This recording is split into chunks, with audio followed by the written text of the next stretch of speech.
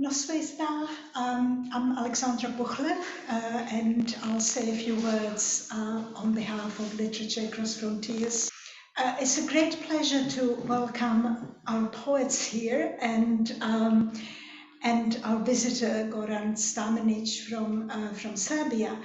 The two local poets don't really need introduction, but I'll just say that they're both, despite their youth, they are accomplished poets. They also do other things. They are editors. Iestyn Tyne is a translator, and Grug Muse is a performer. They are both part of the stamp group that publishes books and also used to publish a magazine. And Grug has one collection to her name so far, and Iestyn has three. They both actually will be publishing their next collection on the same date, as I understand, in October, in something like 2 weeks. They also share something with Goran. All three are animal lovers. Goran lives in Belgrade with his partner and a cat, and I just found out that Grug also has a cat, and Iestyn has an energetic dog, small dog called Cassie, and he shares Cassie with his wife. And so I just want to say a few words about the project that has brought Goran here. It's called Ulysses Shelter, and it's a project supported by the European Union, by the Creative Europe program of the European Union, which is the program that unfortunately Britain will no longer have access to. And I think it's a great shame, because these programs really provide fantastic opportunities especially for young writers.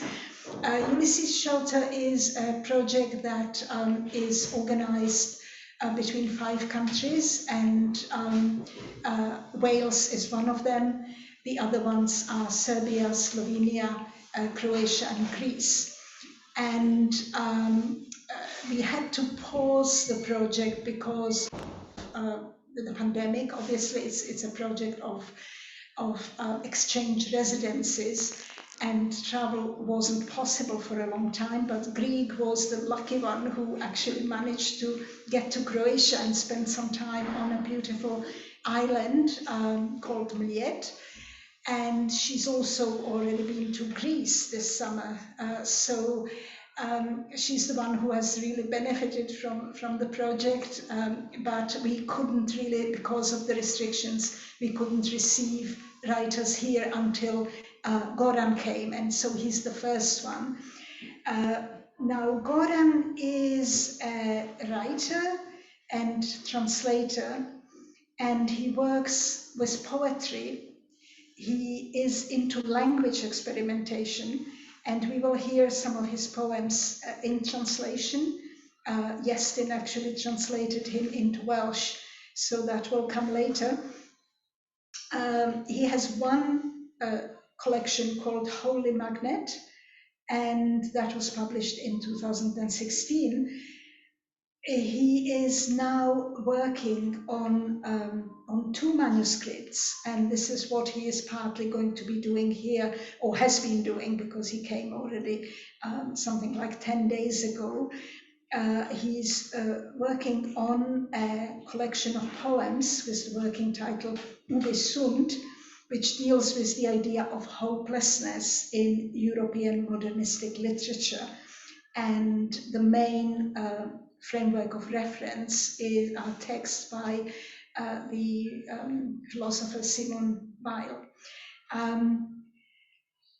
The other manuscript he will be working on is a novel in fragments, and he describes it as a Pasolinian novel, and the working title is An Image of Knife.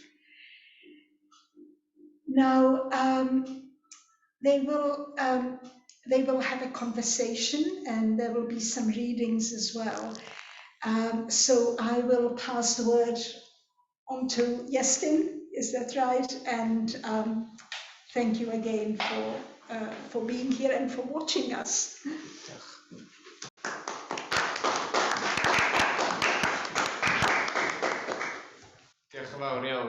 Thank you very much, Alexandra, and thank you for the privilege of being able to welcome Goran here. It has been very nice to feel that this kind of thing has been very scarce or non-existent even for such a long time, and it is so nice to be able to have some of that back. I thought to begin with a few readings from recent work by the three of us, and then we shall proceed to have some discussion of projects we have ongoing at the moment. So I don't know, Grug, would you like to begin with some of the things that you have been working on? Great. I shall read a poem to begin with called Cartography. These are the maps that lead the tips of my fingers to distant places, along field borders and back roads and the small squares of houses. And I also have my favorite scars, beneath my toe, at the base of my spine, the tip of my finger, the empty corners of nothing here, the managed access and danger area, places that the map cannot contain, their raw wounds, quarries and reservoirs, fig and pomegranate places, and all the lost names.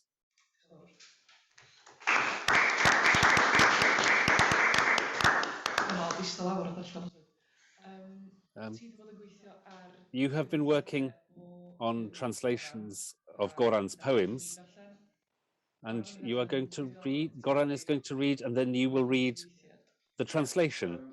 Yes, perhaps now is not a good time.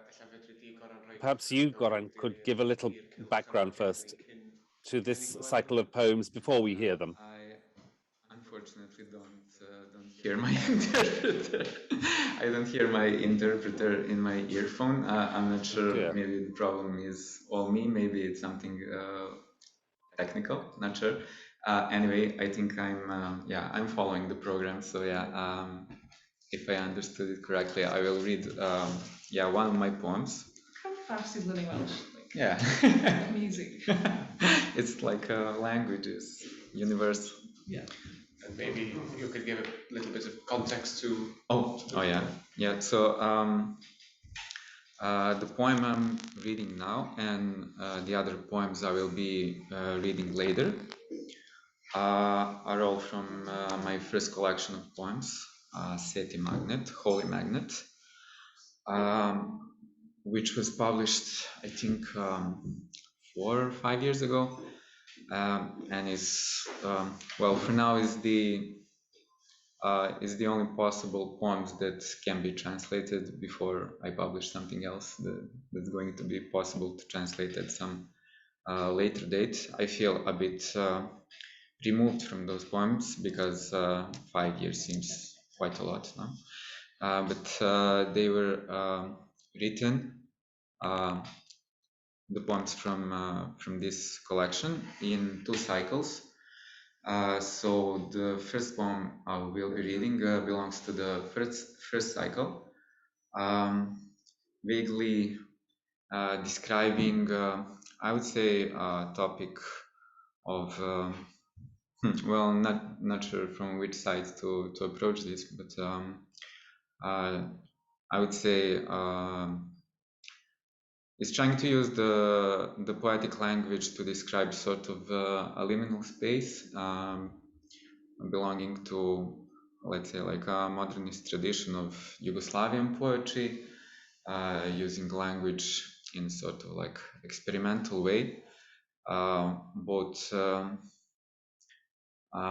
trying to, let's say, find like a middle ground between sort of high language, artistic language, and the everyday language that we use in conversation. So yeah, you will first hear how it sounds in Serbian, and then Iestyn will read his translation of the poem.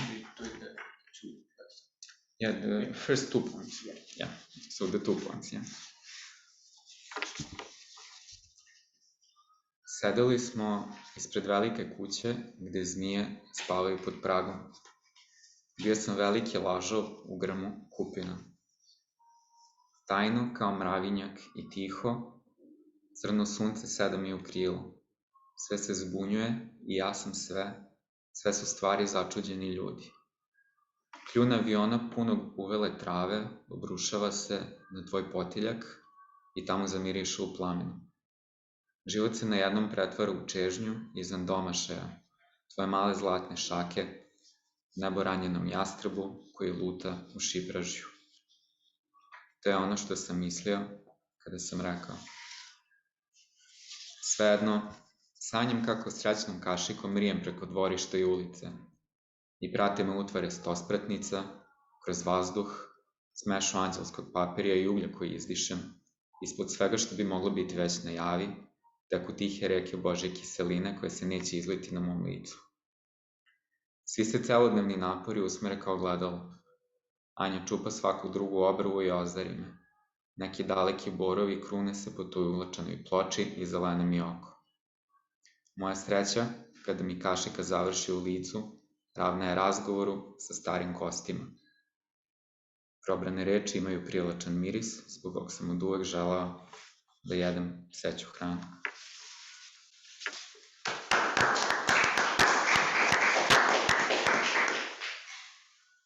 Fer yn ista o flaen y tŷ mawr, lle mae nadroedd yn cysgu dan garreg y drws, ro'n i'n gelyddwr mawr mewn llwyn o fwyar duon. Yn gyfrinachol, fel twmpath mor grug ac yn dawel, mae'r haul tywyll yn eistedd yn fy nghôl. Mae popeth yn ddryslyd ac rwyfinau yn bopeth, yr holl bethau yn bobl sy'n gofyn pam. Daw blaen yr awyren sy'n llawn o grinwellt i orffwys ar dy war gan roi i arogl ar wasgar drwy'r fflamau. Mwy a sydyn dyma bywyd yn troi'n hiraeth y tu hwnt i afael dy law fechan aur, yn wybren i'r hebog clwyfedig, yn faglu trwy brysgwydd. Dyna be oedd ar fy meddwl i, pan ddudis i. Dy fod i'n cerdded yn ofalus, fel mai ti oedd dy feisydd cysgod canol pnawn.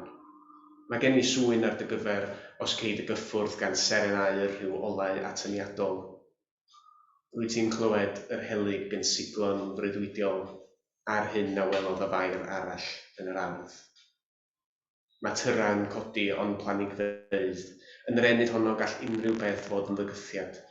Mae haid a wenyn sanctaidd yn byw ar dy groen. Mae na ola anesmwyth a chysgodion ymlynwydd y coed, a'r brigau'n blino o geirio sgweitlan. Gyda'r nos, mae anian plycio pob yn ail, eithom yn ôl i'r goedwig, heb i neb ofyn. Mae rhywbeth wedi adeiladu yno, fel tafod, rhywbeth trwsgl, tafod sy'n breuddwydio am geg. Mae'r ddinas yn atgenhedlu rhwng yr hyrddiau o disian. Rwyt ti'n gwybod sut mae nadroedd yn lledu ei gennau.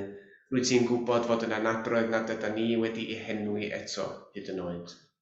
Rwyt ti'n gwybod mor anodd yw llyncu afal yn gyfan, a honno'n dal i aeddfedu.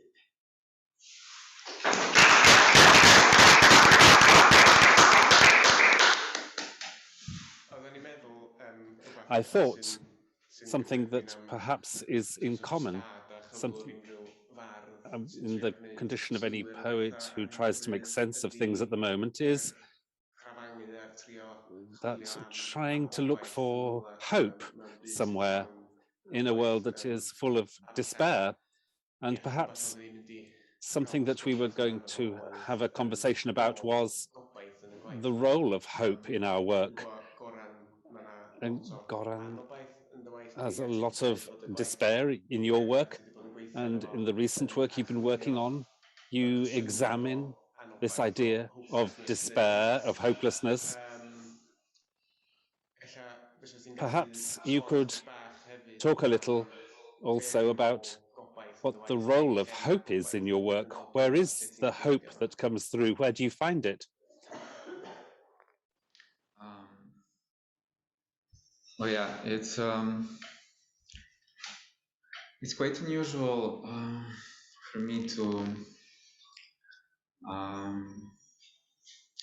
think about just the history of hope in something that would be, let's say, a secular world. I think just the idea of hope, of fate, of something that is like an optimistic future, let's say it like that, has historically been like something that would be maybe church would have the role of like dictating the narrative of the way we see the future as being optimistic. And it's actually quite new to think about like an optimistic future in terms of secularity, but it's also as old as actually, I think, like the idea of actual apocalypse, of like actually happening in our material world. And I think especially in the past few years, the idea of actual apocalypse happening amidst our world as we live is something that's more prominent. I think like the way the media is speaking about it, the way it's being culturally positioned in the context, I would say maybe like the end of history, or this idea of just like reaching sort of limits of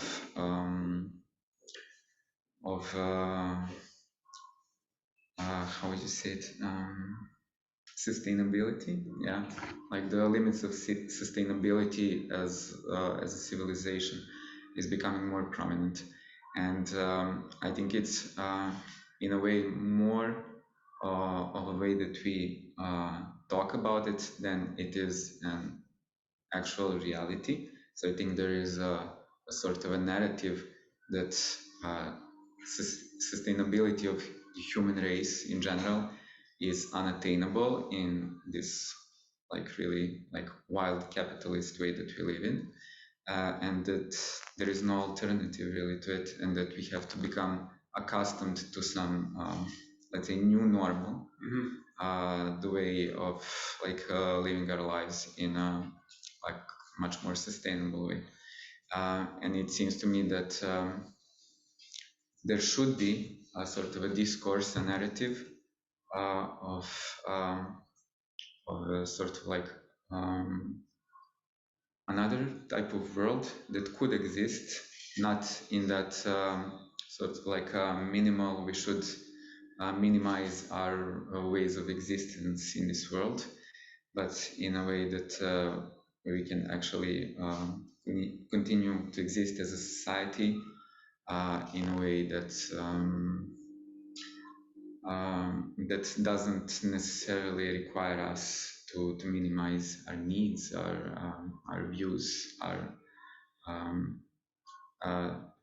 everything that we want to get from the world. We don't have to minimize it. At least that's one aspect of this idea that I've been thinking of. And I think language also has a lot to do with it. I've been following just the way that like the discourse is changing, and the way the media is using like a new set of words for some things, and like the just new concepts that become more prominent every year. And I think it's interesting just from my I would say like a poetic sort of view, to just follow this sort of new narratives that are being formed, and how the language is used, how that language can be maybe turned upside down to maybe express some other things. So that's something that I've been working on. Like in this past poetry collection, I've just been trying to take notice of words that we use every day, and how we maybe take words for granted, and to use those words that we take for granted in maybe that are used in marketing as slogans, words that you see on a billboard and not think about it twice. Maybe they can be used to sort of to extract some sort of maybe like a poetic feeling from them actually. And those are types of words and sentences that I've been trying to use to express this like tension that's been going on between this sort of like overall feeling of hopelessness that is being transposed through media and the feeling of hope that I think is like sort of this big political project that everyone should be working on every day. I think that's clear, I think, in the poems in this cycle from you. One of the clear things is that contrast between the fact that you are thrilled with words, using them in an unexpected way, and the poems come across in quite a chaotic way all over the place at the beginning, but then again, you move out towards the middle of the cycle and find some hope on the coast and so on, in water. I saw that as an interesting parallel with what Grug is working on at the moment. The Merchelin book, there's a lot of hope in that volume, although shadow of many things, many terrible things going on, nevertheless falls upon it.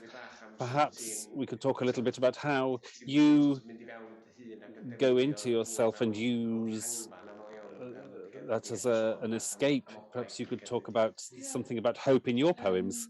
Yes, I think the relationship of these poems with hope changes in the period in which I wrote.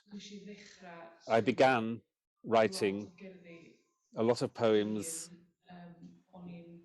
where I was angry, and I wrote the poems that are written from that place work, but they tire someone, and there's only so much I think that one can be angry, and you burn out in the end. And at that point, I think I heard someone talking about who, the question she asked herself was, when she wrote uh, tr traumatic things, was it, to whom was she writing? Was she talking to the person who had hurt her, or? And I realized that I was writing that who I wanted was these people who had made me angry, and people who it was written towards in that direction. And I started to think, well, right, why am I wasting my time writing towards those people? And they changed direction, the poems, then, and I was writing in the direction of different people, and in doing that, the poems, there was a new relationship developed with hope. I think I have a tendency to write something and then feel dark afterwards, and that's the pattern that I've followed a lot, particularly in the first volume, and I could see it happening in the second one too.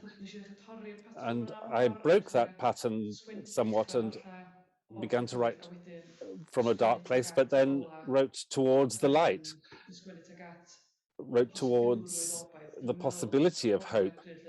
And I think sometimes writing towards the possibility of hope was talking about this water issue. I have been playing a lot with water in my writing in general, and the different the water can be, is as a substance and an image is so multifaceted. It can be dangerous, it can be life, it can be destructive. It's an essential part of the creation.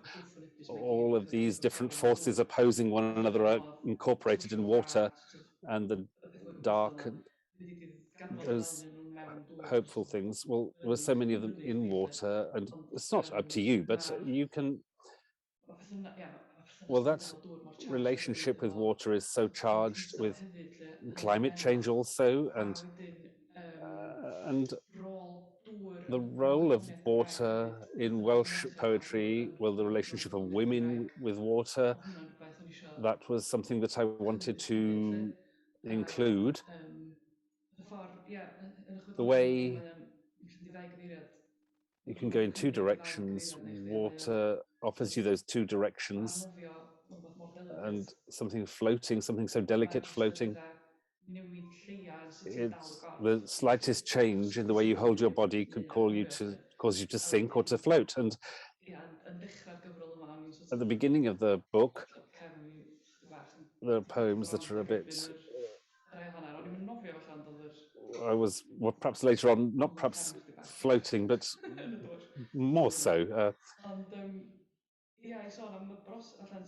talking about the process of putting the book together. We have been, both of us have been editing. The two books are on a similar sort of street, and your poems flirt with the dark. Perhaps you also, there's a difficult relationship with hope in your poetry. Yes, I think the first poems in the book that I wrote a couple of years ago, when the climate emergency was being declared by many governments across the world, and the pandemic had not yet arrived, but I just wanted to write angry poetry at that time, and that's the first ones in the book.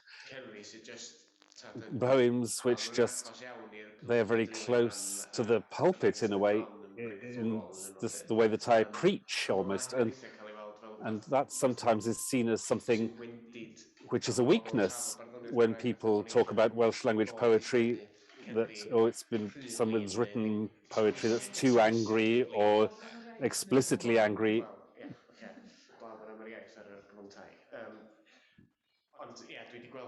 But I've seen in a number of criticisms of poetry that they are too preachy, well, those poems are there, but then last year, as a family, we went through a very close experience at home that was a crisis that shook also the foundations of the world.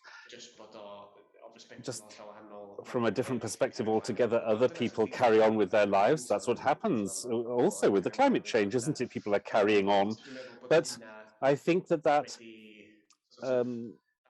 sort of damped down somewhat that anger in those poems, and they became more contemplative, quieter. I think the things I had seen other people going through. And yes, the book divides in 4 sections, really. The poems have titles that are quite different to my previous work. They're all sonnets, so they're small units of contemplation. We've got the section on shame, those angry poems I was talking about, then the poems which try to deal with this idea of being left behind lonely because of something big that has happened, and those are a response directly to my experiences last year. And then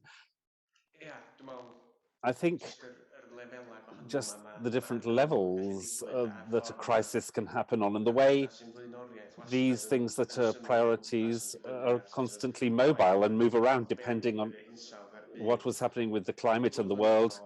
2 years ago, that was at my top of my list of things to do, and then something happened last year, and then I thought about those people really close to me. They are the ones hurting right now. What can I do to support them? And that's something which can be very difficult to balance. That is that duty, the social duty of a wider kind, and the duty to the family, those people you love, to yourself, and then these poems in terms of their relationship? Well, I think it's a hopeful volume, hopeful on the level of a personal level, whatever may be happening on a worldwide level, trying to find those small things that support us all, that sustain us. And I think that is in the work of both of you also. I'm not sure if I've talked sense there, but yeah, I think you made sense. thank you. I think I ought to read. I've not read. Okay, one of the poems, well, the angry poems that I was talking about is this one from the collection of Shame.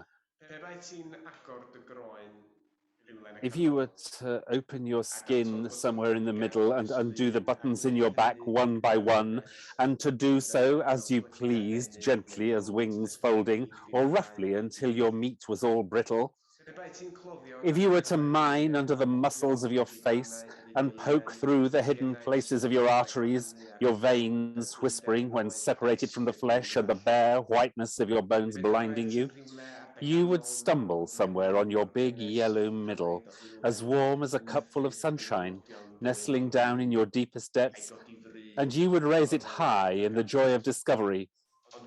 But then you would be nothing but an empty shell, with the crows cackling at the edge of the hole where you once were.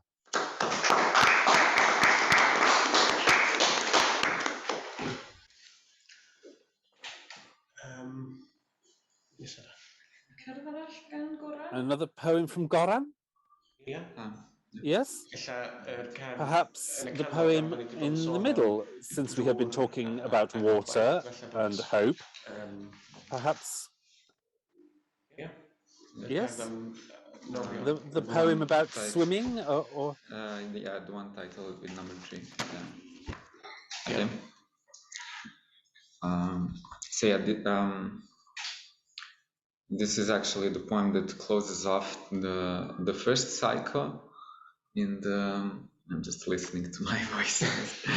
It's so unpleasant. This one poem closes off the first cycle of this previous collection that I've written. It is supposed to work as I think as a sort of like the high point of like optimistic feeling.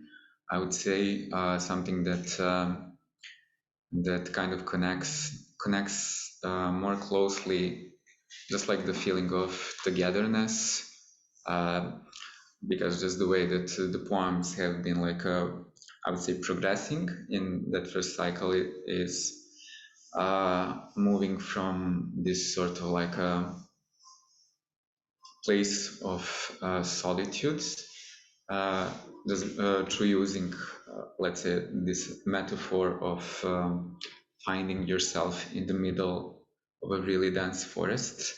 And then as the cycle progresses, it ends up on this sort of like let's say, in a group of people standing together on a sort of a cliff, watching towards the horizon. And it's sort of in this imagery, I would say, of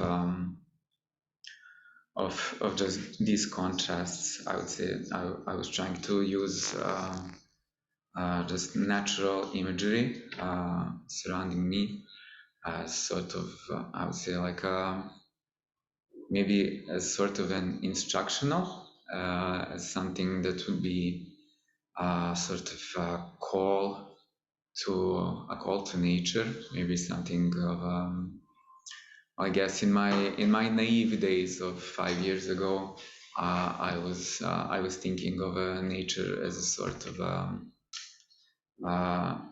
an opposite of this like urban progress, of something that is a machine that is crushing everything in front of itself as it progresses.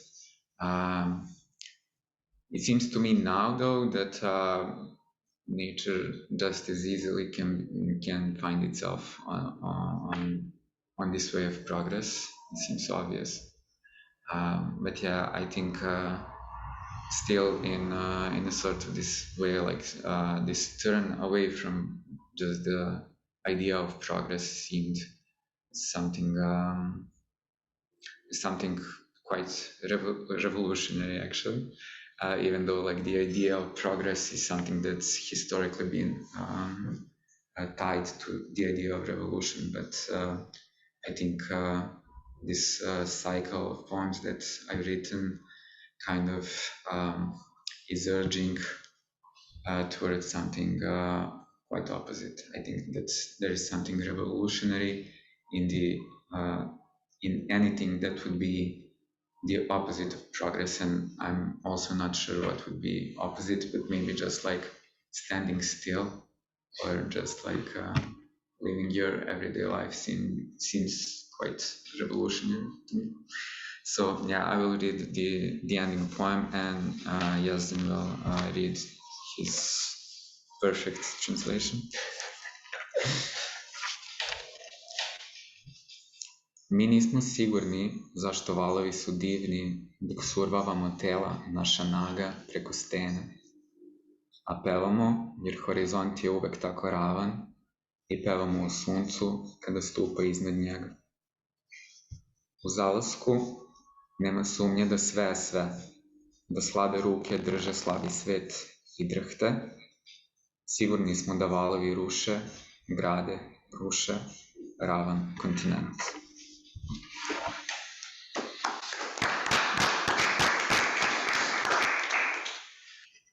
Allwn ni ddim deud hyd sicrwydd pam fod y tonau'n ogoneddus wrth i ni daflu'n cyrffnoedd lymyn dros glogwyni.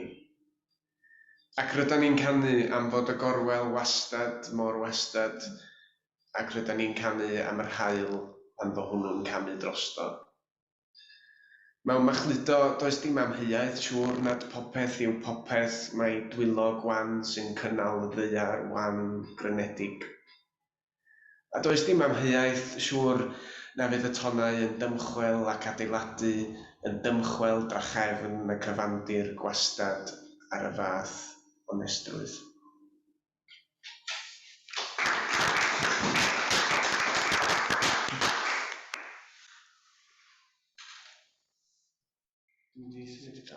Ie.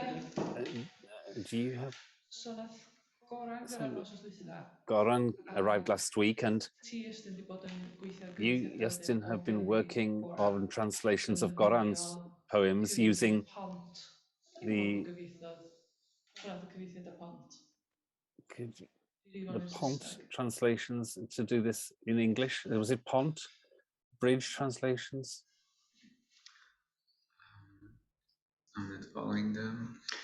So yeah, I'll just try to answer this as broadly as possible, in hope that I will answer your question, because I didn't really understand it. It was a two-word question. We've been working. No, I was just checking. Do we know who translated the English translation? Oh yeah, okay, yeah, we do know. No, yeah, my translator from Serbian to English, Goran Stamenic, has done this translation for the purposes of this international festival a couple of years ago. Cool. Yeah, in Belgrade. There were some nuances of English language that just couldn't capture what I was trying to say in Serbian language, but from what I've spoken with Iestyn, and we've dedicated this one day, because we would have dedicated, I think, much more time if we had it. Some nuances of Welsh can capture something that the English really can't. Of course, Welsh can't really capture everything. That I've also tried saying is the curse of translated poetry, but that's something that's we're working we're working our poetry into that translation being insufficient, being imperfect. I think that's that's acceptable as far as I'm concerned. And if we had the opportunity to maybe spend a month together going over my poems, that would be perfect. But someone would have to pay for that, and we would need to have a whole infrastructure. Well. Yeah, we would need to have a whole infrastructure of just working together on something to create, let's say, like a perfect translation. And I think like infrastructures like that, I'm not sure they even exist, even for bigger authors. Maybe for some languages that are maybe more close to each other, or for bigger languages, like bigger European languages like English or German or French, which are like which you could expect to get like a direct translation to or from. But then, like when we are working between two minor languages in this European context, we have to just accept what we have, to work with what we have. And yeah, for now, it just seems that this type of work will not be possible. But then again, we have to, I think, like, yeah, work towards like finding a way to communicate, to create a dialogue, even between minor languages, Yeah. if we accept to call them minor, which we should. I think that dialogue is the key word there. I think that successful translation has to be a conversation, and particularly poems, Goran's poems are so rich in imagery. They are not simple poems, I would not say. They are full of ambiguity, things that could be interpreted in different ways. And when you have been through the translation to English first, where perhaps one or two things are lost and certain things you have to be careful not to have the kind of Chinese whispers effect where we're creating new adaptations that are different rather than translations. There is a place, of course, for adaptations of that sort, but when we are talking about translations that will be of use to you, Goran, in presenting your work to an audience, you want poems that are close to the original, I think, not me putting my stamp on Goran's ideas, but seeking rather to get to the core of what you're trying to say and how you're trying to say it. There are a lot of things I think the greatest challenge was, well, one thing, there was a challenge, your poems don't include a lot of punctuation. So sometimes, I don't know, I wasn't sure which lines belonged to what. And if I can put it that way, and I think the main thing was just to have the feeling of certain lines. There might be a line where you were thinking about that as something that was light or impromptu. The English had turned it into something more definite or more intense. And that is what I took out of the English. And I think that's what I was trying to avoid. And we had some hours of discussion, and I would love if we could continue line by line. But I hope that we got some of those things right. It's in this living document that is in progress. I hope we could continue to communicate to publish a Welsh version. It's been very interesting indeed, and very different to what I've translated before. So in a way, you put yourselves in the shoes of another poet and get into their head. And I think that's listening to Goran's poems this evening and listening to other poems from Eastern Europe, and there's a poetic tradition that's quite different from ours. You would not have poems like that written in Welsh. So how to stand in the head of a poet from another culture?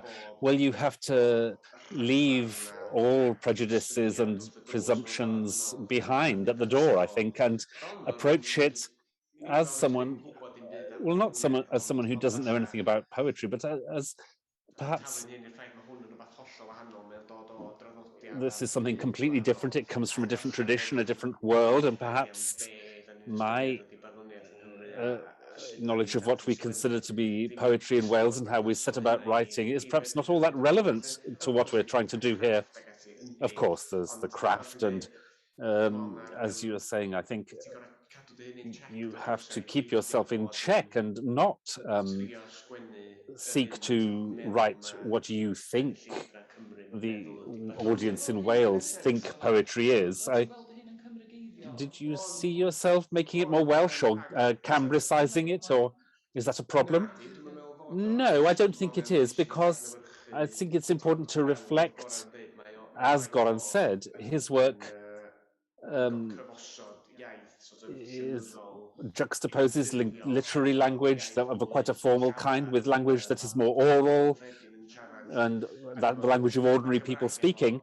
And Welsh, I think, has good resources for doing that, and more than English, I think, because that's one of the things that was lost in the English version, because the resources to do that are not really there.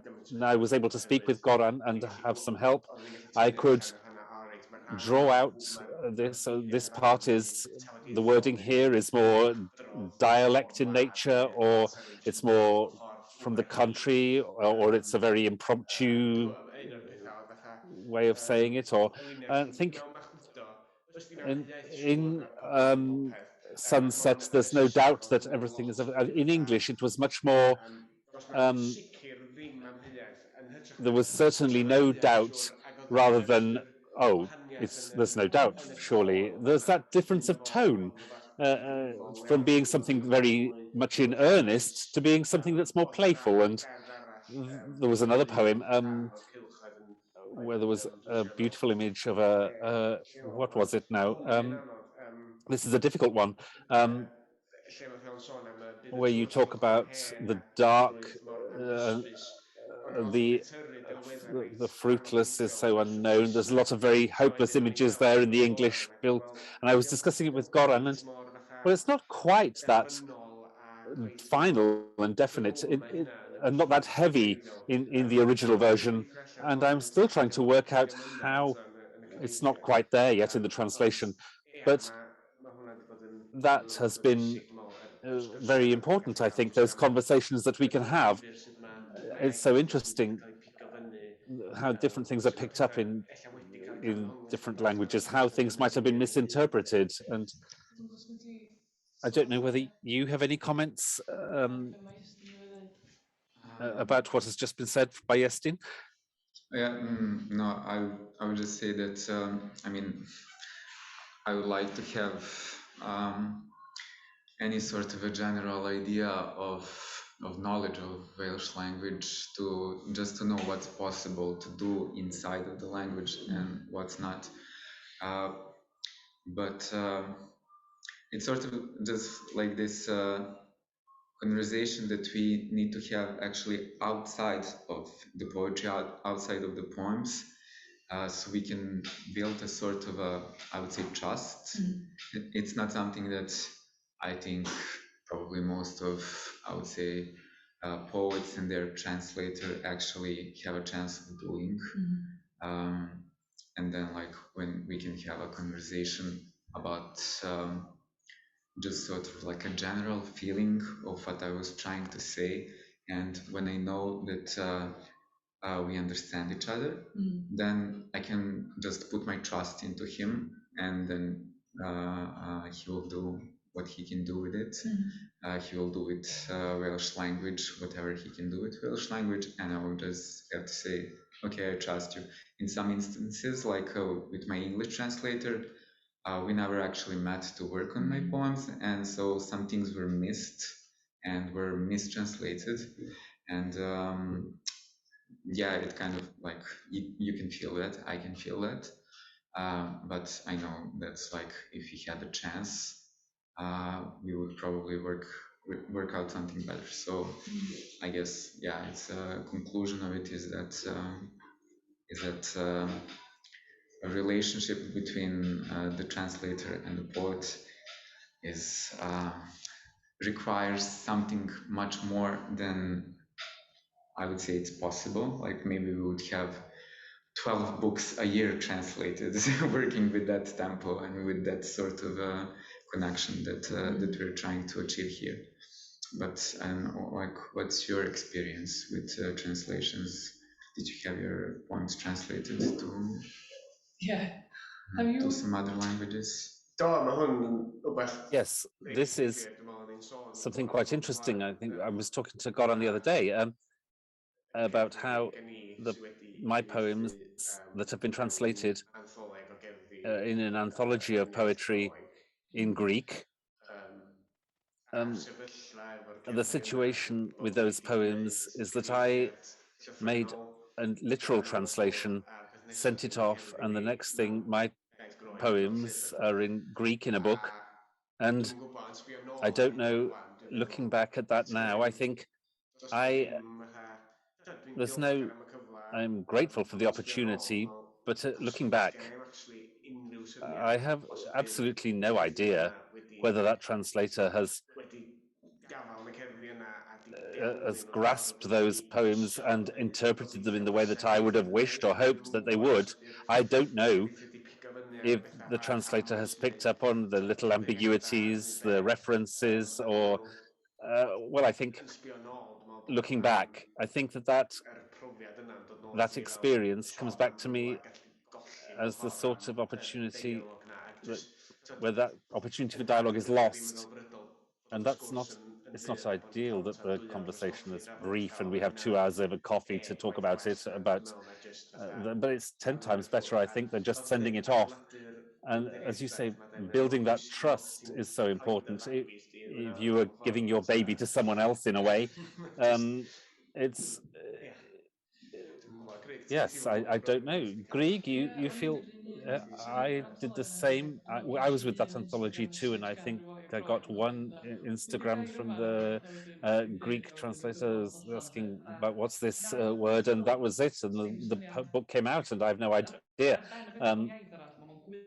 In addition to the fact it's in another language, it's in another alphabet too. And my experience of translation, I think I started thinking in earnest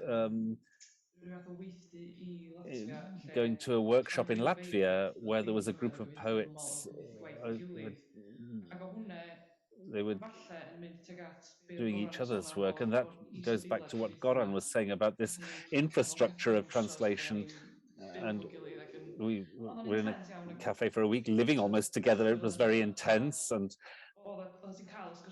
you had these deep conversations and moving on to the next person. And I started from that rather than thinking what that kind of infrastructure for translation might be.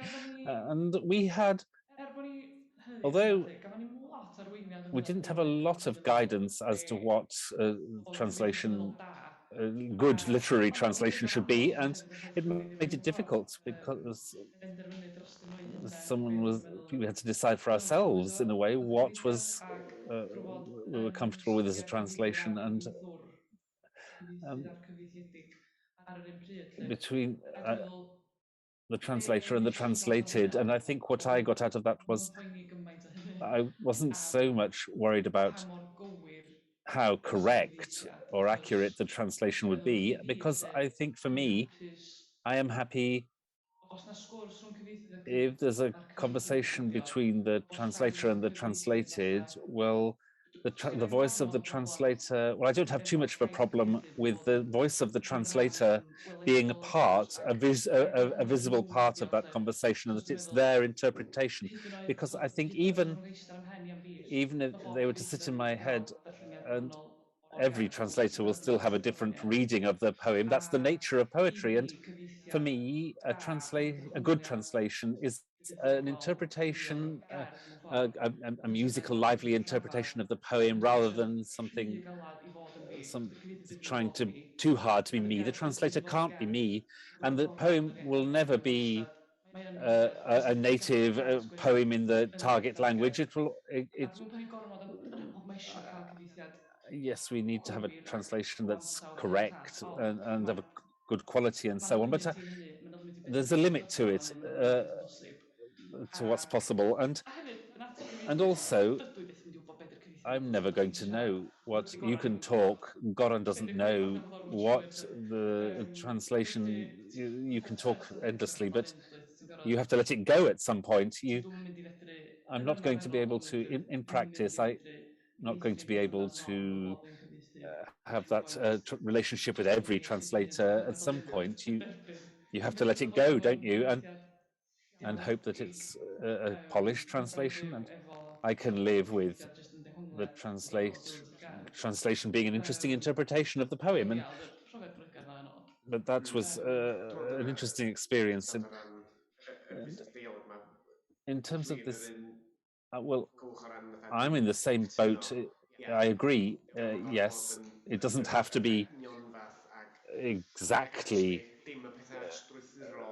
and it's not the structural things and the craft that are the most important things, but rather it's easy to lose the feeling, and that's what you're trying to convey, and that's the least likely thing to be present in a bridging translation.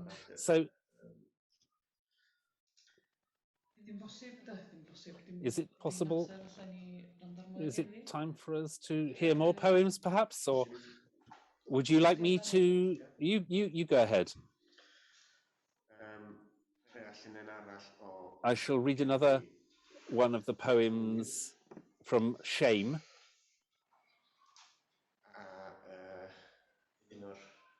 One of, I don't remember which one from the collection.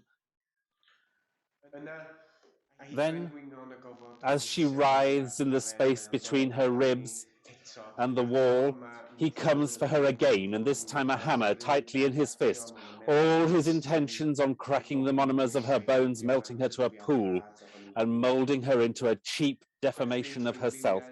She laughs through her wounds because she's a fool. Fool for thinking the bastard got the kick he was looking for. He comes for her as he came tenderly for her before. Sometime in a world very similar to this one, some pierced lung of a world between now and the next, where breathing couldn't last, she opens her arms wide through her bruises, embraces her plastic crucifixion as an old lover.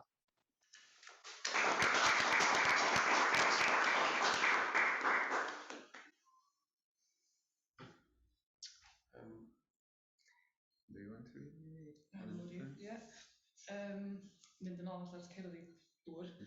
Going back to the water theme, this is river glass.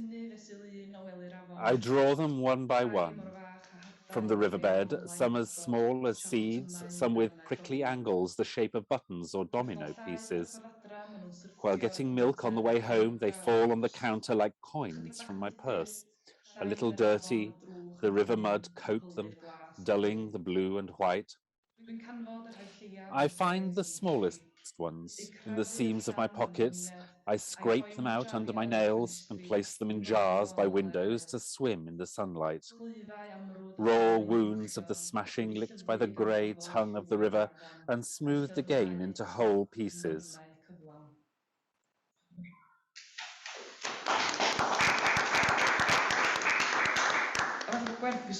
I think I should mention, if anyone in the room or on the web has any questions, just indicate. And I was just thinking,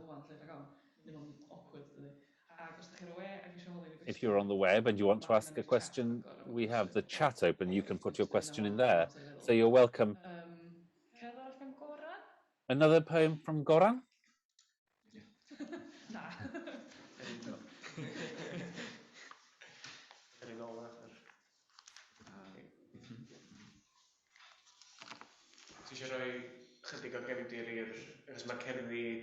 Do you want to give a little background, because these most recent poems are a little different, aren't they? Yeah. Well, yeah, this poem is a bit more recent than those previous ones, though this one was also published in the same poetry collection as the last one, though in a second cycle. And this poem actually is closing off the whole poetry collection. And the second cycle in that collection concerns, it's imagined as a sort of a travelogue of this like sort of like a radical excursion into a landscape that is quite brutal, and it's a travelogue from let's say like a really imagined sort of like a magical brutal land, and it has its like a historical basis in this really short-lived republic. I think like it existed for 3 months 100 years ago, and it was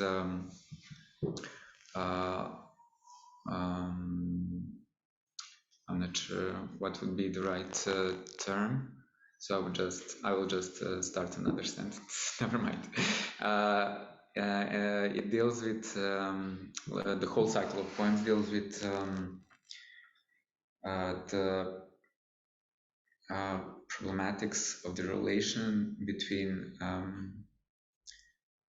Serbian culture and Albanian culture, and the travelogue is situated inside Albania, though it kind of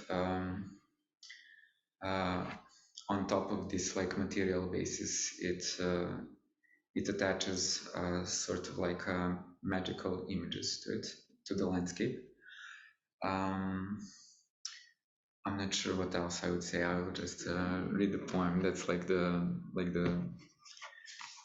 kind of a vague context of this second cycle. A1. Autostrada se kruni kada se tek na treptaj pred nama ukaže nevestin kamen. Kraj puta se u crkvi odmaraju planinari.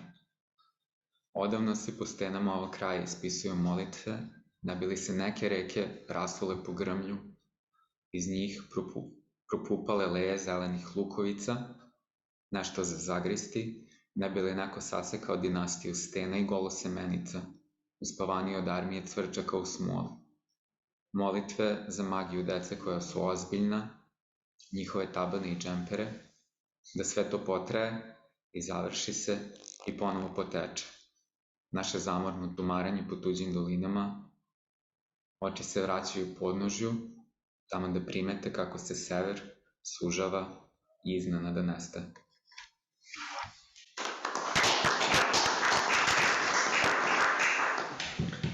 A1. Mae'r briffordd yn briwsioni pan amrantiad o'n blaenau ac o graig y briodferch. Wrth ben draw'r ffordd mae cerddwyr yn gorffwys mewn eglwys. Ers achau, ysgrifennwyd gweddiau ar y creigiau yn y parthau hyn, mwyn i afonydd lifo trwy'r gwrychoedd fel bod gwelyau o fylbiau glas yn blaguro, fel y byddai rhywun yn torri ar deyrnas y creigiau a'r hadnoethion sy'n gysglytach na byddin o logistiaid wedi dal mewn resin. Gweddiau am hudoliaeth plant difrifddwys i siwmperi a gwadnau traed, mwyn i'r cyfan barhau a gorffen a dechrau drachefn, ein crwydro blinderus trwy ddyffrynoedd pobl eraill, ein llygaid yn dychwelyd at y gwaelod just mewn pryd i weld y gogledd yn cilhau ac yn diflannu'n sydyn o'n golwg.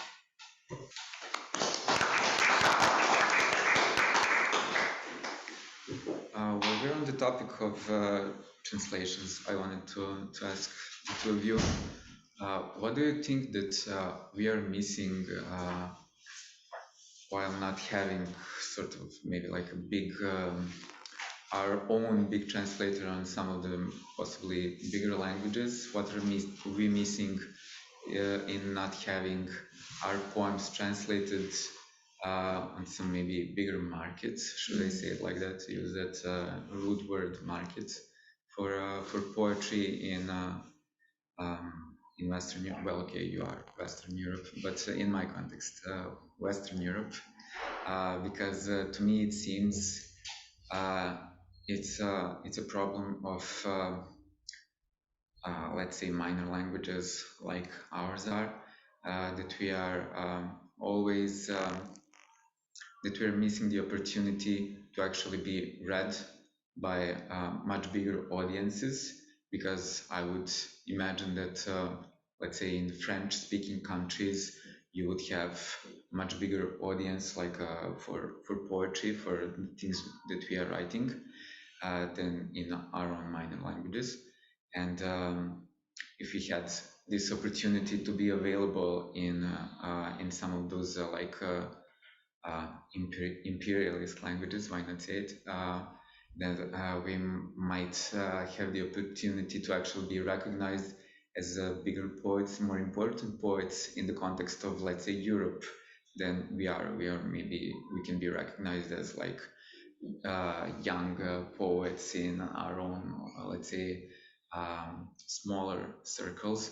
But then, like in the context of whole Europe, when you think about big poets working now, it's always someone working, writing in one of those bigger languages, people getting like bigger awards, being I don't know, awarded bigger grants, are always people who are either writing in one of those like bigger languages, or have the opportunity to be published in one of those languages, in one of those markets.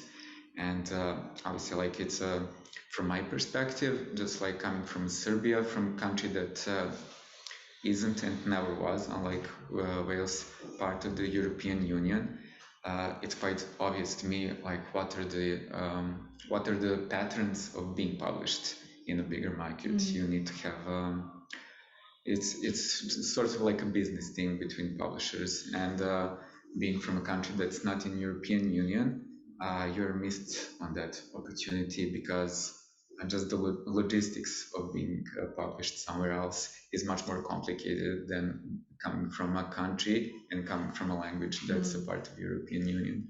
So yeah, I don't know. Yeah, I have a couple of things I could say about this. I think it's important in the context of Welsh language poetry, specifically translation out of Welsh. There's been a taboo about that, because the authenticity of the Welsh language and the Welsh language tradition somehow is threatened when you admit that you want to be translated out of Welsh and want to have a bigger audience, because writing in Welsh for the Welsh readers not something authentic in itself, and there are questions about that for a lot of Welsh language authors, and a lot make a specific decision that they don't want to be translated out of Welsh into English specifically, because writing in Welsh is an authentic thing in itself. So thinking about the authenticity of the Welsh, this is a more political thing. Another thing, the poets who tend to go for being translated and being translated out of Welsh are those poets from groups which perhaps are more marginalized in the Welsh language scene.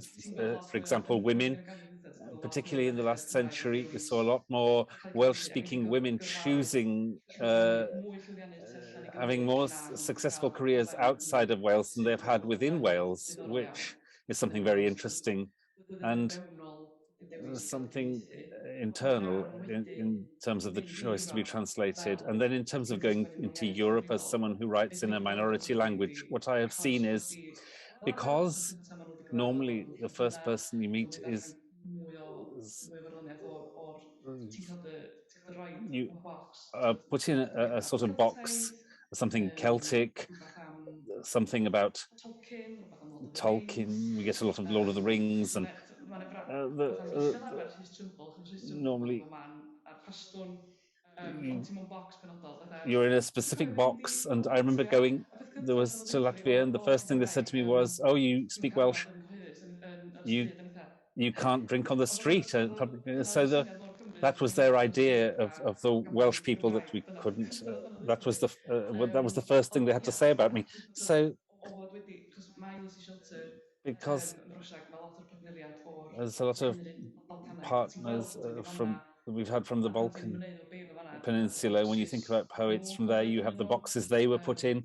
You know, you could talk more about this, but as someone from outside, I have seen those poets being put in a box like tragedy, a box about they're expected to perform this tragedy for this audience from Western Europe, and I'm sure that it's so frustrating. Yeah, yeah, definitely frustrating. The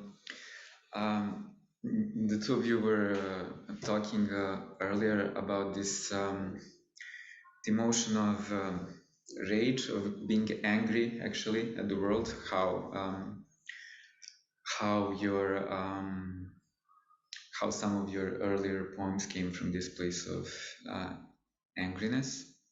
And I remember quite vividly how I was trying to fight with this feeling of angriness within me, exactly in that context of being like a male from the Balkans. It's something like that is so expected of you to perform like on one end, of course, it's sort of like a war destinies of like displaced people. I mean, I'm a war refugee, and I feel it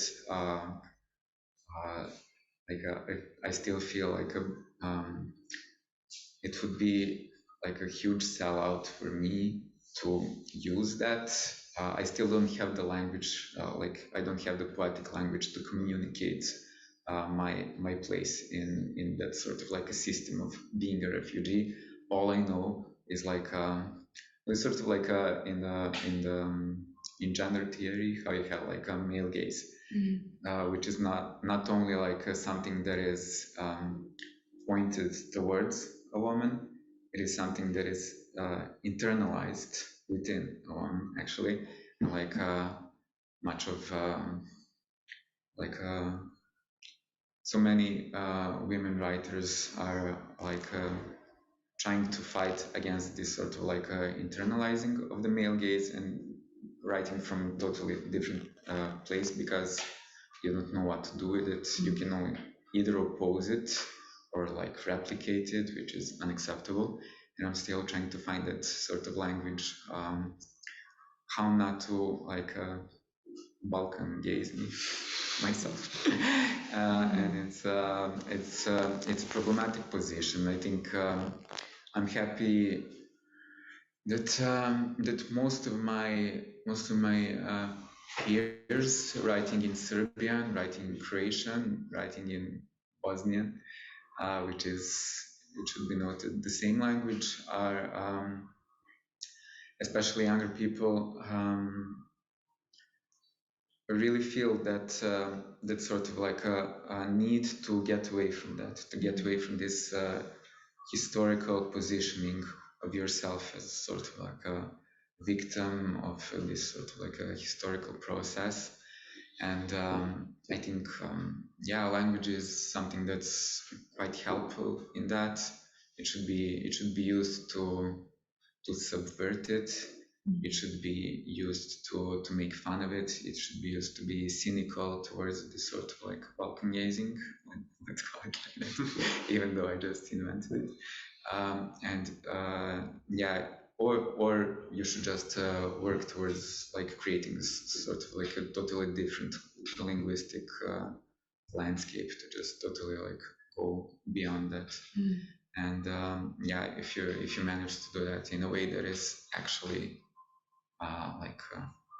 honestly poetic, then you're actually doing something good. And if you're using that like many people are, then you're just I think like doing a counter favor to your own culture, to like building a sort of like a future for your own culture that can be anything else besides what it was historically. especially if you're trying to position yourself in the context of the whole Europe. I think it's sort of like I see it as like a traitorship.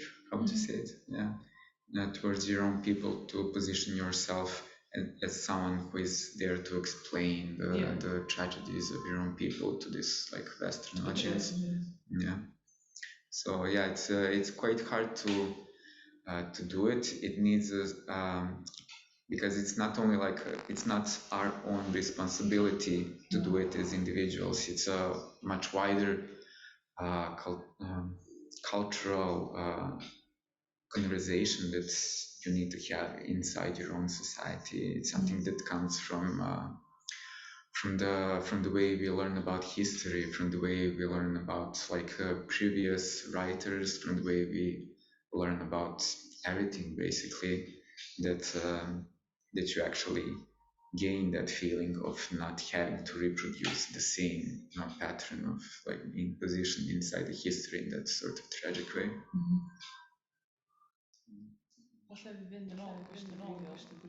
Going back to the original question, how do you feel having your work translated into the larger languages? Well, it's difficult. Um, um, Mae gennym ni, we have mae yna anfanteision i fod yn rhan o diwylliant there are sydd yn disadvantages to being part of a culture which is a minority Mae hefyd yn that cynnig is cyfleoedd small. It also offers opportunities, I think, in the fact that, for example, I think the kind of thing we've been doing with Stamp, trying to develop the publication of work in a way that perhaps does not follow the normally accepted way of doing things, can be easier in the Welsh-speaking culture compared to what it might be if we were trying to do that in England in English. So we have advantages in that sense, but there is frustration. There is a kind of it appears to be a kind of ceiling at the moment. But in terms of what we are doing ourselves, those things, it may be that we have something which is an advantage. I think something which strikes me is we've been talking about recently this idea of thinking about the scene and so on as something that we can put on a sort of platform rather than individuals within that scene. I think there are a lot of people we were talking about earlier who have either broken through and who have written in Welsh originally. They tend to be quite strong characters who are very good at promoting their work and getting themselves out there. But we also have to accept that that is not a way that works for everyone. So it's the same as the argument, well, someone, perhaps we're talking about work by women, someone's saying, well, I've experienced that, I've experienced sexism or whatever it doesn't mean that it's going to be as easy for everybody. The fact that I succeeded in breaking through doesn't mean that everyone has the resources and the privilege and the confidence and everything to break through. That's true of any context, I think. So in terms of this business of going back to translation, I think a lot of the characters that are very strong individuals who have succeeded in getting there, but perhaps in order for us to give fair play to that depth of work that is produced in Welsh, perhaps we need to think more in terms of how we promote our poetry scene in contemporary Welsh-speaking world to other cultures. And well, yes, I think presenting the scene, I think in terms of Goran was talking, for example, about the one poet having to represent a culture, but when you present the scene, you can present that breadth that there is in the culture. You almost immediately you can say, well, this is some of what's there and the variety of it. And I also, just in terms of, it's not a healthy thing, I think, for one person to be the representative from any point of view. That person has to go and be some kind of spokesperson where everyone thinks, oh, this is the person who is responsible for everything to do with Wales, and in terms of that for that person, but also for the others who don't get represented, and all of the whole context that is not represented. It's not a healthy thing to have this idea of, yes, it would be a lot of Welsh work being translated. Well, it's not a, when you read, my experience of reading poets in translation from other contexts, from other cultures, it's not just the language, but the way they write poetry that's different. The way, what they defined as poetry. And I find the first poet from that particular culture that I read, I perhaps have struggled to appreciate it, but as I read more of the works of different poets from that tradition, it has become easier for me. I have learnt how to read their poetry. So you take the work of one poet from a culture such as Welsh, which has a particular tradition, of being read in a particular way. When you have an opportunity to read and hear the work of a lot of different poets from the same tradition, I think that it allows you as a reader to appreciate the uh, this greater wealth, and you can understand it better, and you forget that if you had been steeped in Welsh literature from a very early age and studied Welsh poetry, and someone were to put a cywydd, a strict meter poetry from traditional Welsh poetry in front of you now, well, that for the first time, that would be very different. What's available to you is, I would like to go back to what Goran referred to, the fact that they not only in Serbia have not been members of the European Union, um,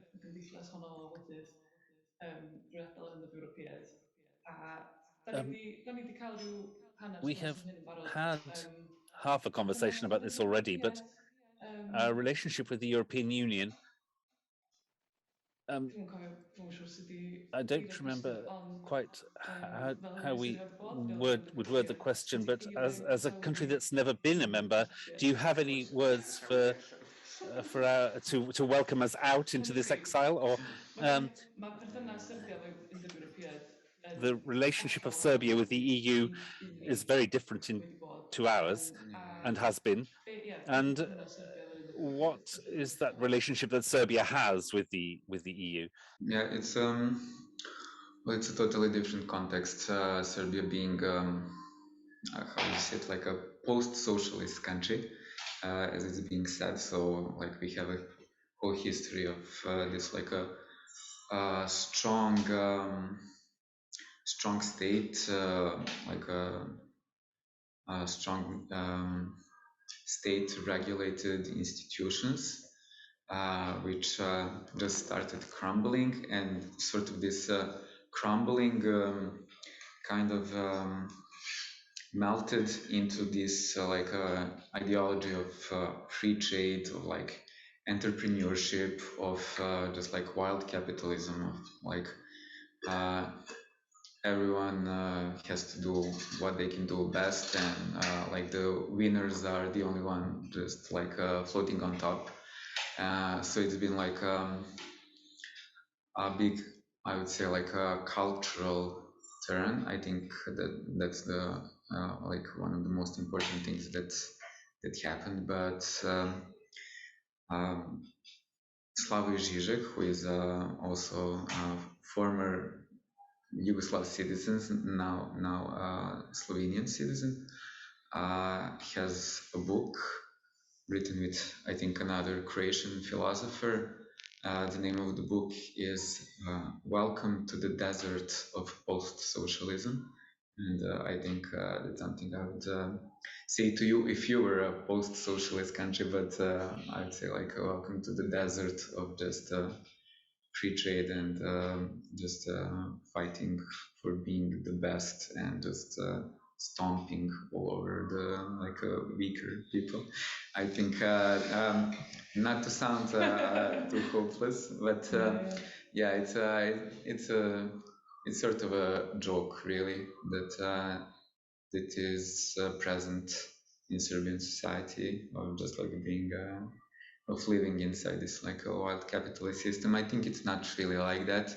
I just think the sort of opportunities that Wales is going to miss out on not being the part of European Union will have to require of every citizen in the future, I think, to think much more about like some issues like solidarity and just like being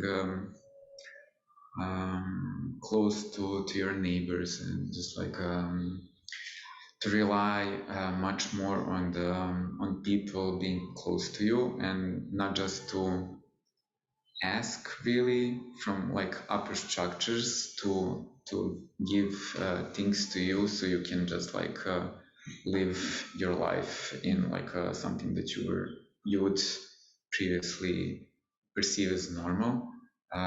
It's more like you giving what you've actually learned so far, finding your own privileges and just like maybe like finding those weak spots that are now left in the open, like wounds that Wales will certainly like perceive in the future, and just like seeing who are the people that are left now without these sort of privileges that you maybe still have, and just like applying this idea of solidarity on people without those sort of privileges. And it's something I think that comes on natural in a society where I come from, but then like I'm afraid like it's not a sustainable thing, because it's like a poor society where I come from, and there are a lot of those things, and I'm afraid like just like that the gap between who is privileged and who is underprivileged will only grow when there's not that like upper structure that you've had in previous years with the European Union. Yeah. On that positive note. Yeah. Well, yeah, I mean, as I said, I try not to sound pessimistic. It's like a material reality that that we have to like form some sort of like a relation to, and I think possibly like the best way to form a relation to this sort of like a crumbling society is to do what you can, not to let it crumble. Yeah. Cynta, fedrwn ni wneud hynny as soon as we can do that. The sooner the better, I suppose. Really, that's sylweddoliad yna lle. That realization. Perhaps to turn back to the earlier theme of the evening, the talk of hope. Listening to Goran there,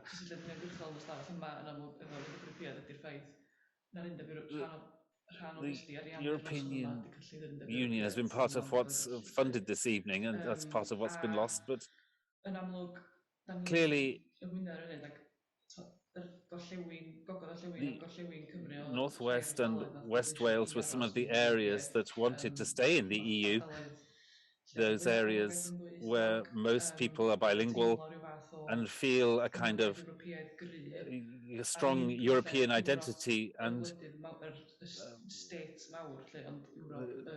the rhanbarthau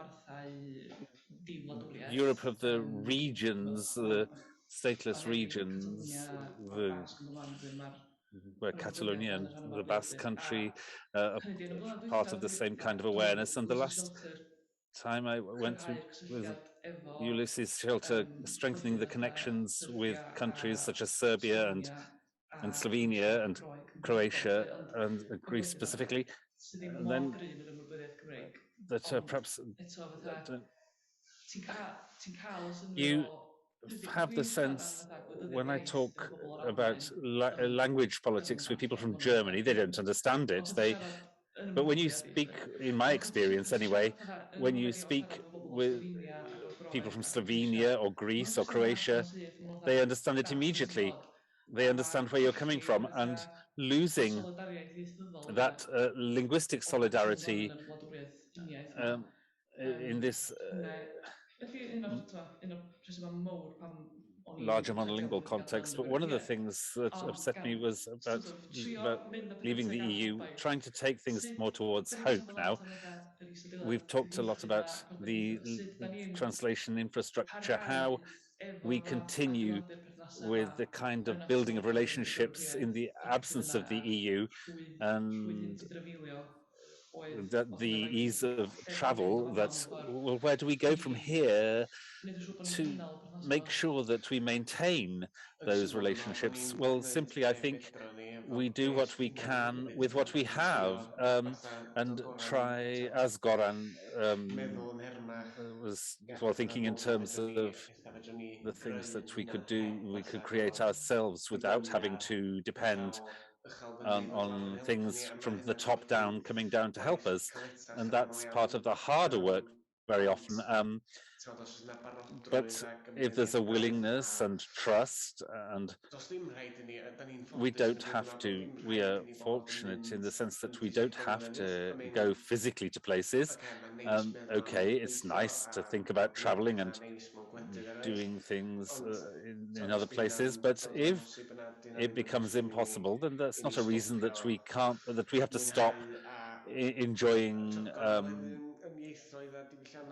each other's languages and cultures and trying to bring pieces of them over to new audiences. And I think that perhaps I'm naive, I don't know, but I think it's not a matter of being less ambitious, but just changing the way that we think about what's possible and what's important. What are the important things here in this room? The poems, the relationships, and that can overcome sometimes the borders or the barriers that are placed down.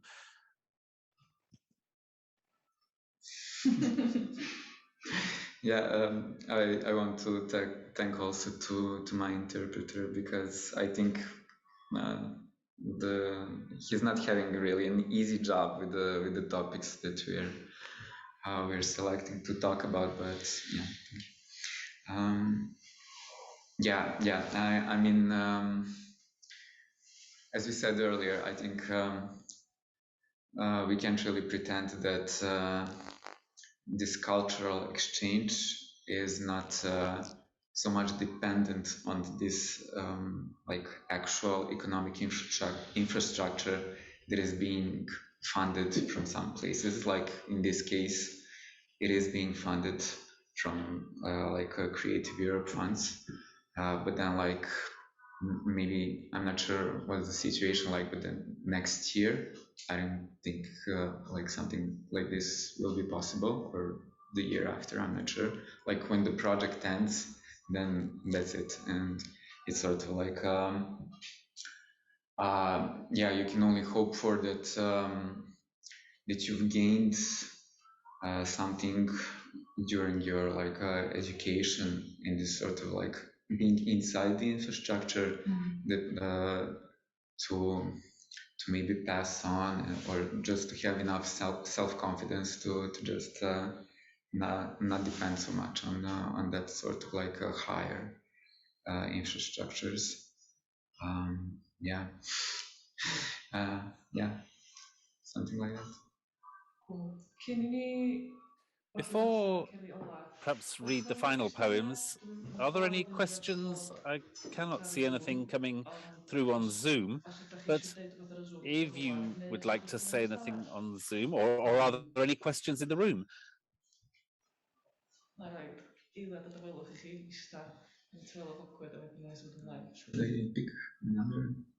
Should I pick another poem because I only have we only have this. 4. Yeah, you can choose.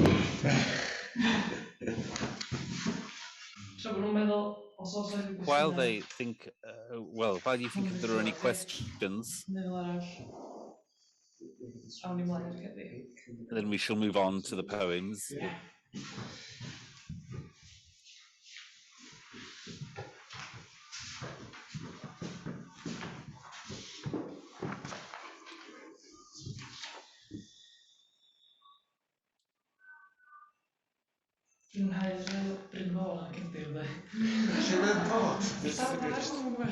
Brynvawn in the background.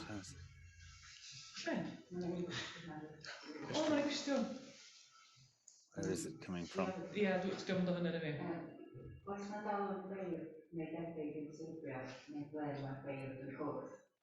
Is there a meeting place for poets in Serbia, a kind of a poetic competition, or where do the poets meet?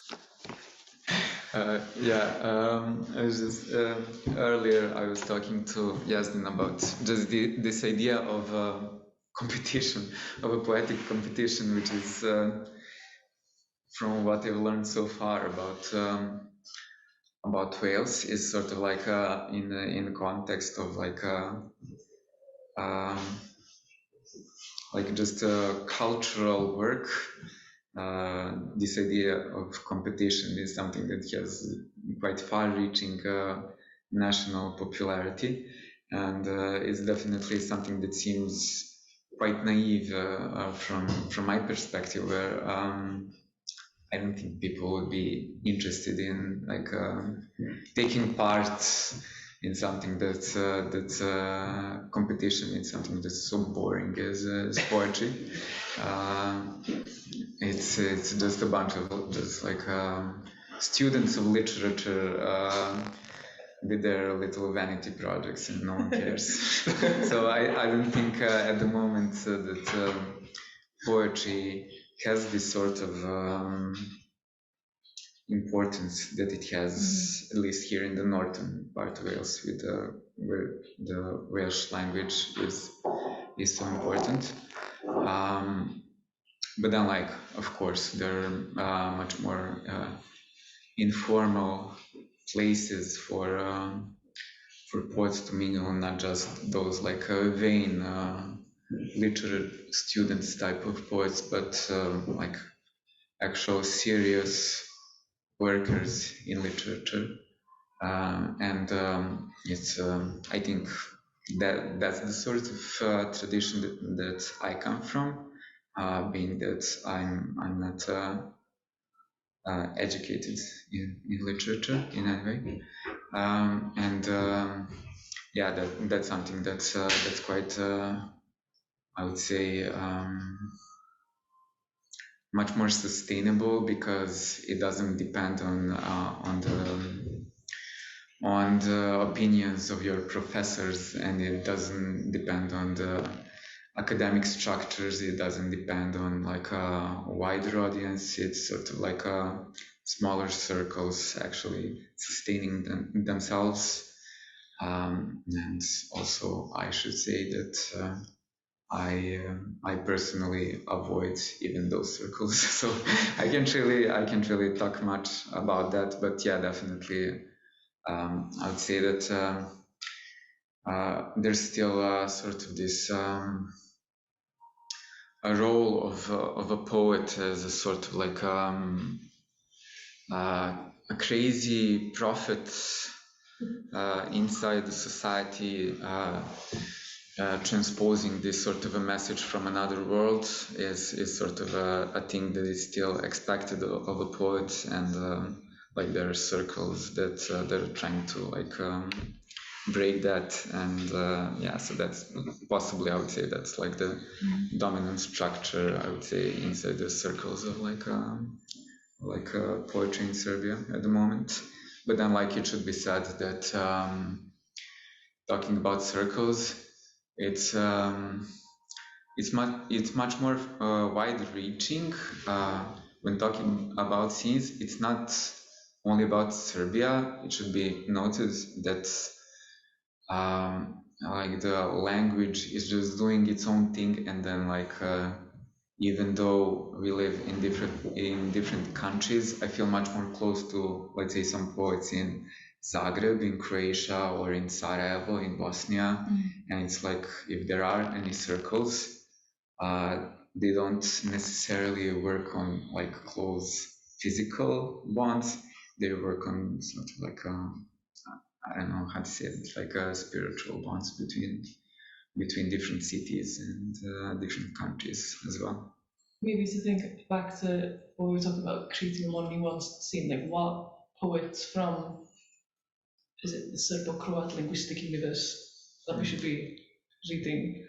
You should be reading. I think there's I think what's possible for you to read. I'm always thinking about that when I talk from someone who is not from my same linguistic space. So I know that there are good English translations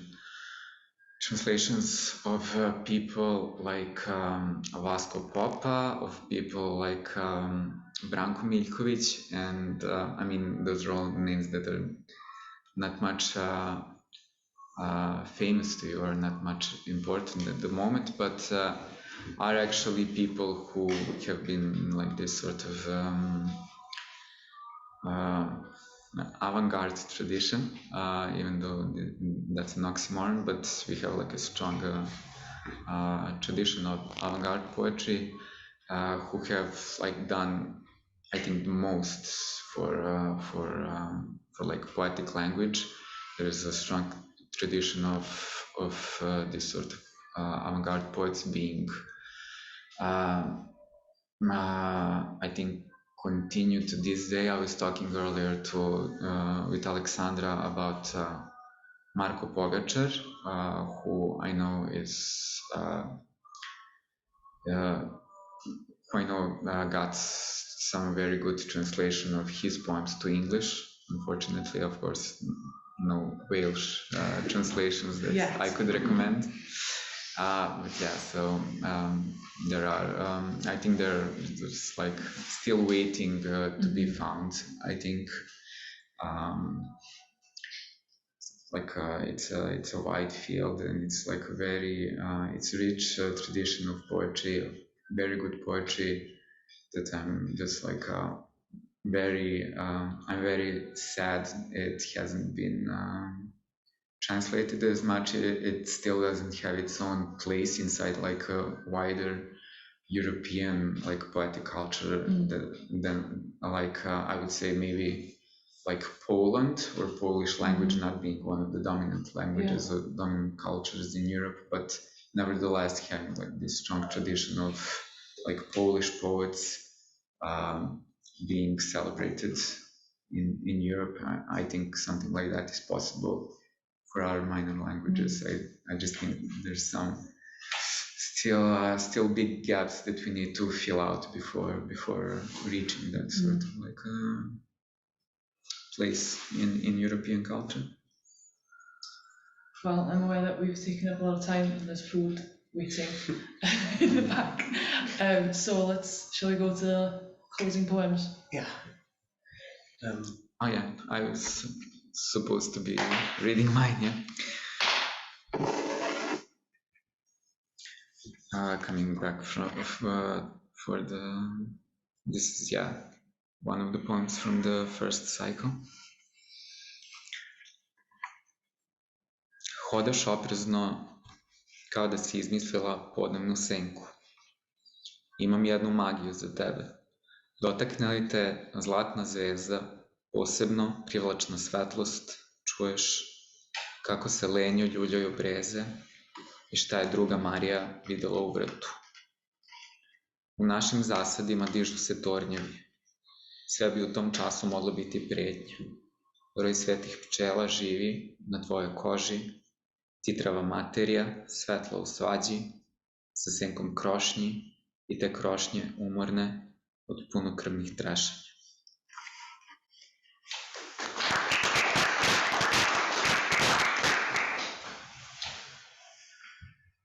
Gan ddilyn trywydd ffrindiau a adawod dan gysgodd nos rwy ti'n dynesu at y llyn, sydd am ba bynnag reswm yn gloewi trod y cymylau lliwiau'n siwgr ac rwan maen nhw'n toddi yn yr hel.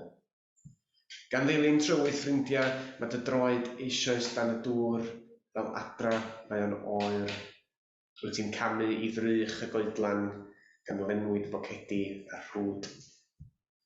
Fel y mae clogyn y pnawn yn esmwythod y 2000 Awst, does dim yn cuddio tu hwnt i fwriad y llyn i dylyncu.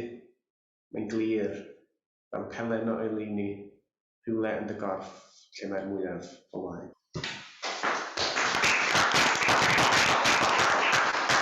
Yeah, I just have to say, because it was the last second that I took another poem, because I only took 4 and not counting on reading 5 poems. Yes, and I had a deal that I take one of the poems that he told me to take, and I took a whole another poem. So the translation that he read was actually totally another poem. But it's one of the nice things about translations is that yeah. So we can have a deal that the translation for this poem is actually that poem that you actually read. I just took a glance; they seem similar. It's just like, yeah, that's the one. But it was. Right. No, they brave if they didn't have to say that, you know. Yeah, I just thought it was, yeah. If anyone is taking us seriously, they should know that yeah, they shouldn't. So, we've reached the end of this evening, and I'd like to thank everyone. I'd like to thank the poets, Grug, Goran and Iestyn, and I would also like to thank the people without whom we really wouldn't be able to do this, and one of them is the interpreter, George Jones, who's done a marvelous job, although there were some gaps that he wasn't responsible for, but then it's not always actually a good idea to hear an interpreter reading a poem when you actually want to hear the original. So anyway, thank you, George, and I'd like to also thank someone who is not present, but again without whom the poems of Goran would not be translated, and that's his translator into English, Vesna Stamenkovic. And thanks also to Selvin Jones from Llety Arall, and huge thanks to Nikki Beach, who prepared this whole evening and who has been providing local support for Goran, and who also took care of the tech, and it wasn't easy, it was quite complicated to set this up as a hybrid event. So thank you very much, and please a hand of applause. Thank you.